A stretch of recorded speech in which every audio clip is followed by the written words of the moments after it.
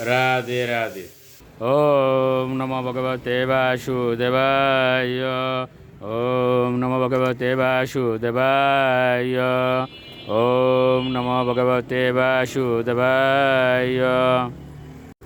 শ্রীমদ্ ভাগবত চতুর্থ স্কন্দ পুষণম দ্বাদশ অধ্যায় ধ্রুব মহারাজের ভগবত ধামে গমন। শ্লোক 6। ভজস্ব ভজনীয়াঙ্ঘ্রিম ভবায় ভবচিদম যুক্তম বিরহিতম শক্তা গুণময়াত্মমায়য়া।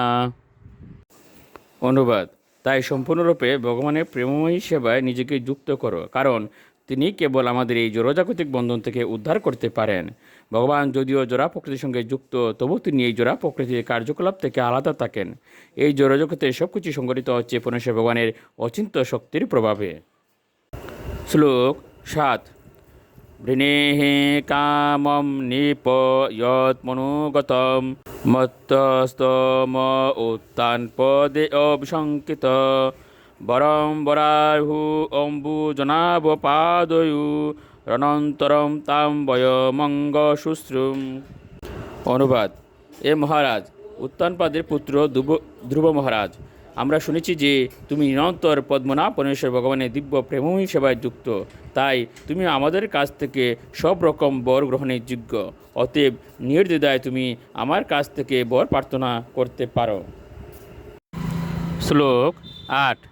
মৈত্রেয় উবাচ স রাজরাজেন বরায় চোদিতু ধ্রুব মহাভাগবত মহামতীয় হরৌষ বব্রে অচলিতাম স্মৃতিম ইয়া তরিত্যয়ৎমেন্দুরতয়ম তম।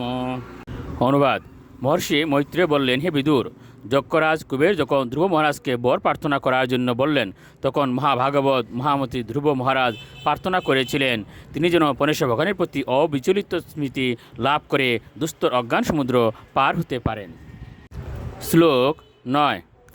তৈষ প্রীতেন মনসা তাম দত্তৈর বিরস্তত পৈষ্যতু অন্তর্দদেশু অপিশ পুরম প্রত্যপদ্যত। অনুবাদ: ইরবিরার পুত্র কুবের ধ্রুবের প্রতি অত্যন্ত প্রসন্ন হয়েছিলেন এবং আনন্দিত চিত্তে তার বাঞ্ছিত বর প্রদান করেছিলেন। তারপর তিনি ধ্রুবের সম্মুখে অন্তর্হিত হলেন। ধ্রুব মহারাজও তখন তার রাজধানীতে প্রত্যাবর্তন করলেন। শ্লোক 10। অতায়যত যজ্ঞেশম ক্রতু বুরি দক্ষিণয় দ্রব্য ক্রিয়া দেবতানাম কর্ম কর্ম ফলপ্রদম। অনুবাদ: ধ্রুব মহারাজ যতদিন গৃহে ছিলেন ততদিন তিনি সমস্ত যজ্ঞের ভোক্তা পরমেশ্বর ভগবানের সন্তুষ্টি বিধানের জন্য বহু মহান যজ্ঞ অনুষ্ঠান করেছিলেন। শাস্ত্রবিহিত যজ্ঞ অনুষ্ঠানের বিশেষ উদ্দেশ্য হচ্ছে ভগবান শ্রীবিষ্ণুর প্রসন্নতা বিধান করা, যিনি সমস্ত যজ্ঞের উদ্দেশ্য এবং যিনি যজ্ঞের ফল প্রদান করেন। রাধে রাধে।